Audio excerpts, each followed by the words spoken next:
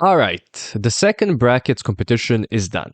And we know that Mistress Isabelle Brooks, Lydia B, Kollins, and Jorgeous are moving on to the top 9 of the competition. However, are they statistically the top 3 of this bracket? That's what we're here today to talk about. Like you've seen in the video about Bracket 1, this is the point system. It's an adapted version of the All-Stars 4 point system. The high placement here is given to the queen that was highlighted during the judges' deliberations, like what happened with Mistress and Nicole in episodes 4 and 5, or to the queen that got statistically the third most positive critiques, which is what happened to Kerri in episode 6. It might come as a surprise to some of you, but I ended up enjoying this bracket more than the first one. The first one was not bad by any means, but the second one had great gameplay, great character development, and really good storytelling. I've grown to appreciate this format, but I do still believe each group of queens should have 4 episodes to compete in, rather than just 3.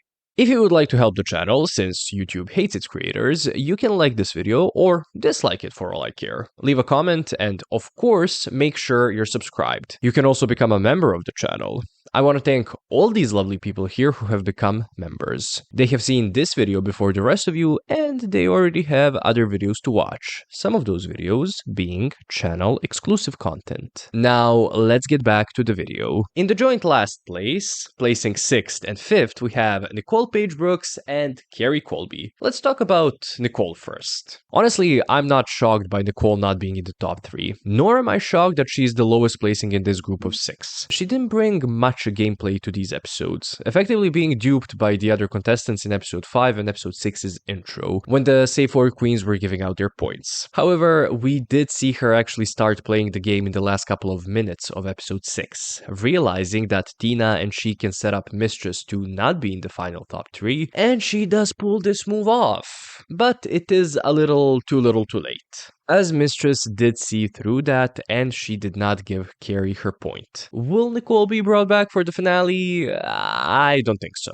Kerri, wow. What a journey. I didn't really like Kerri on her season because she ate up screen time and she had an overinflated ego, whereas she was really a negligible contestant. On this season, to be fair, she wasn't much better competition-wise, but her face turn was amazing. In episode 4, she aligned herself with the villains. In episode 5, she realized she was duped by them, but she still had her weird little moments of villainy. And then in episode 6, she had her hero journey where by the end of the episode, I wanted to see her in the top 3. That was so well produced and edited, but again, I understand why she had to be sacrificed for the villains to make it into the top 3. In the 4th place, we have Tina Burner. What a glow up! She had the best runway presentation in her bracket, and knowing how poor her runway looks were on season 13, this was such a massive step up. Even in challenges, Tina brought it. In the design challenge, she showed how good of a seamstress she was. In the rapping roast, she did overplay a little bit, but she still did show her skills. And in the Rosical, she almost was in the top 3, but she was outshined by Kerri. I do feel like she's often unfairly picked on, and there were moments in these episodes where the queens targeted her for no reason other than, again, her being an easy target, but I think that this served a purpose. The top 3 of this bracket are all villains, and honestly, if you don't see that,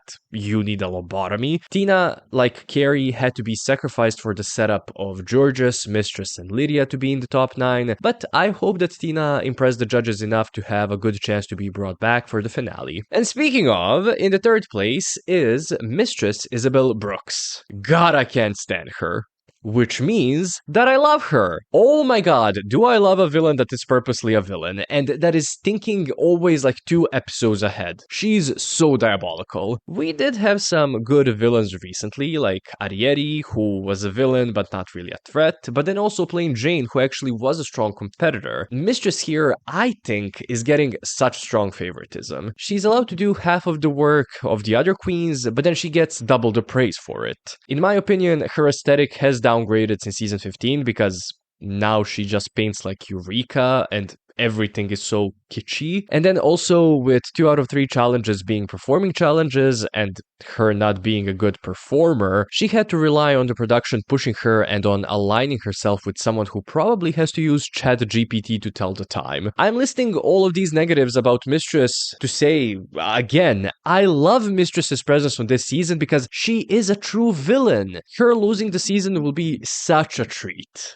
However, if the production misjudges this and crowns her, that's going to be a shit show. And speaking of shit, because butthole, I guess, yeah, Lydia is in the second place. What a quick glow up she had. I mean, was it a glow up, or was she part of a weaker cast this time around? Maybe it's a bit of both. The way Kerri had a face turn this season, Lydia had a heel turn. Her slowly but surely aligning herself with Mistress and completely screwing over her alliance with Tina and straight up lying about wanting to screw over Kerri and Nicole is such a nice villainous storyline. I cannot wait to read your comments about how you don't understand how Lydia was a villain here, even after in episode 6, Lydia and the production spelled out for us that she is a villain. And in the first place, for the first time in 25 episodes that she has competed in on Drag Race, it's Jorgeous. I'm as shocked as you are. You guys know how much I don't vibe with Jorgeous. Let me rephrase that. You guys know how much I